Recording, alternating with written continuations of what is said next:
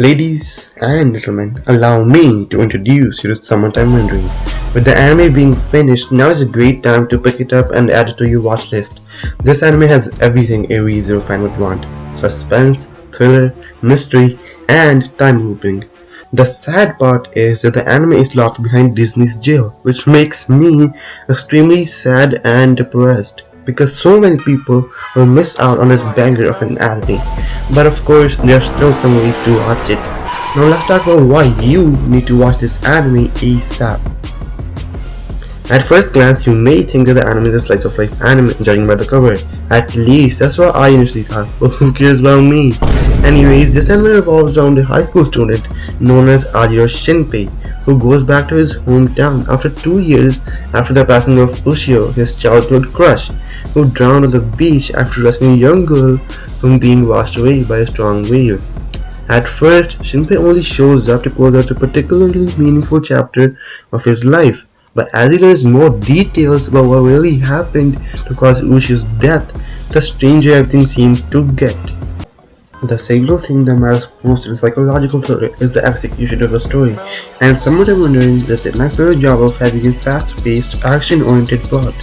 When I first decided to watch Summertime Rendering, I had low expectations going in, but I was blown away by how well the anime keeps your attention through every single episode until the very end. Summertime Rendering does an exceptionally good job at giving you just enough clues to keep up with the plot's advancements without giving away too much, which makes you, the watcher, hooked in. The character designs, backgrounds, music, and animation are all really well done in Summertime Rendering. We have a gorgeous island setting here with carefully crafted plants, caves, and a little island settlement that seems like it actually exists. With little to no uses of CGI, the food, weaponry, cars, and even common home goods like phones and kitchenware are all drawn in a highly realistic manner. There are several times when there are few cuts and the camera simply follows the action as it unfolds. In many other animes, this would result in a lot of motionless shots, but Summertime Rendering maintains a dynamic pace which is fantastic.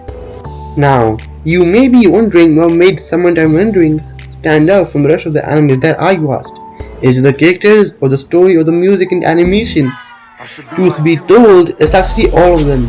In terms of characters, Shinpei is truly intelligent, not in some unrealistic super genius way, but more reasonably and believably, where he analyzes situations and makes judgments that don't irritate the viewer.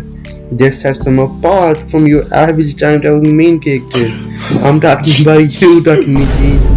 Shinpei essentially behaves in a way that the viewer would anticipate from someone trapped in a time loop with clone enemies who are the main antagonists of Summertime Rendering. Bro, if Shinpei, as a matter of fact, if any MC was smarter than the antagonist, then the anime would be over faster than I laughed in bed. All the side characters are also very lovable, and they're not some annoying side characters you would hate. The music wasn't over the top or anything, but it's not too in the background either, which balances it out. As for the story, it's fairly simple at first, but as Summertime Rendering progresses, the deeper the story delves into. At first, Shinpei simply has to find out the cause of Ushio's death, but as the story goes on, Shinpei has more and more obstacles blocking him from finding out the truth behind Ushio's death. Let's be honest, we all know how good Re:Zero is, but is Summertime Rendering on the same level as Re:Zero? Both animes are amazing in their own rights. Some of the key differences that I found while watching Re:Zero and Summertime Rendering were that Summertime Rendering, in my opinion, has a sharper focus on the story and the situations that the characters find themselves in, while Re:Zero focuses on the characters' responses to the world and occurrences. Re:Zero spends more time on the characters, and the time looping largely concentrates on achieving the desired result and observing how things change as a result of their choices. The characters in Summertime Rendering are developed in response to the events, and there is greater emphasis on what is happening.